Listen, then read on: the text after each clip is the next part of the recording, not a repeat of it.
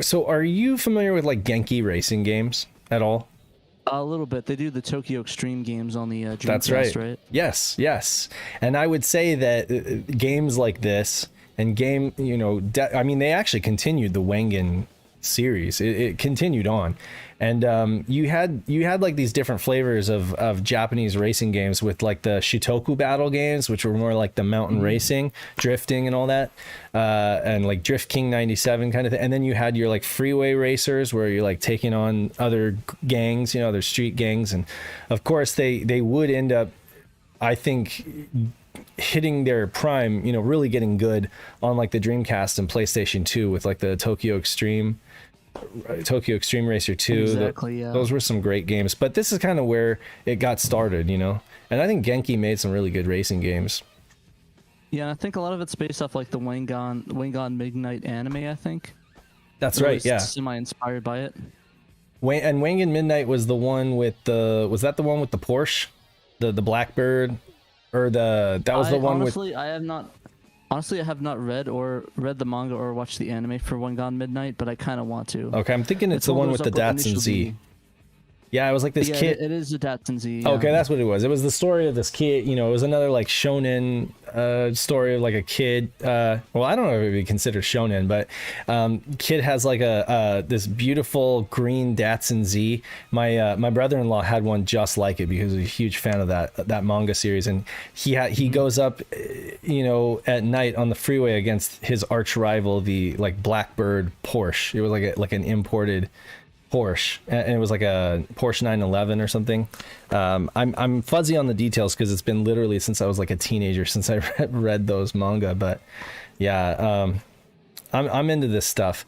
And I think Initial D was also a Genki racer, but it's so different. It's so different than their other ones. Yeah, they really leaned heavy into like you have to spend a ton of time to get good at the drifting. And I think that's just because they were really trying to like make it realistic, to make it like feel like you had overcome a huge challenge to get good at drifting. It's not like Ridge Racer where you just, first time playing it, you hit the brake and your car drifts and you just like have a perfect arcade drift. It's not like that at all, but yeah, honestly, I think we should do a worst of Saturn series where we talk about the worst on the Saturn. And I know you're going to want to bring that up. I'm not going to agree with you though, because I've seen the light in terms of Initial D. I even did like I did a stream of it, and I did really, really well. Like I got really good at that game. But I admit that I need to sit down and do some one-on-one time. It's definitely not for everyone. I will say that, but it's doable. It's doable. Yeah, I'll try the Eurobeat mod and see what I think. That's the way to go. If you guys do play the Eurobeat mod, because it's half of the fun right there. If you're nostalgic for Initial D, it's half the fun.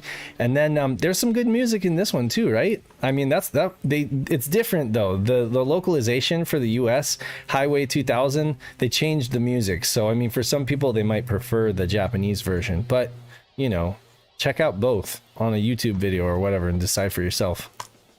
See, which one do you prefer, the Americanized music or do you prefer the Japanese awesome music? That's not biased at all. I think I prefer the Japanese version, if I'm being honest, but I do own this one just because I happened to get it for a good price. And at the time I noticed that it was going for like $50 just because of its rarity. It was let's see, I gotta go back to the image. Oh, he didn't get like a full screen. Okay, so it was produced by Genki, Pack-In Video, and a Victor Company of Japan, but who published it here? I know, was it a JVC publish here? I thought that we only got... It might have been. Yeah, maybe. Okay. I thought we only got the center ring boxing, which was JVC published. Natsume. Oh, Natsume. Serious fun. Yeah, no, that doesn't surprise me at all. They got some fire. I actually went to their booth at E3 in 17 or 18. I can't remember which one. Mm-hmm. And they're really cool. It was a really nice booth. They're like selling like animal plushes and stuff. And yeah, I love Natsume. They make some fire games. I like Natsume a lot too. And they bring over stuff that we otherwise just wouldn't get. You know, things like they brought over Virtual Casino on the Saturn, and of course, like it's not much to write home about, but I mean it. You know, I like it, I enjoy it, and we wouldn't get that because you know Sega was just like not interested. But you know they brought it over, and there's a DS game that plays very similar to Wing Arms on the Saturn. It's very similar.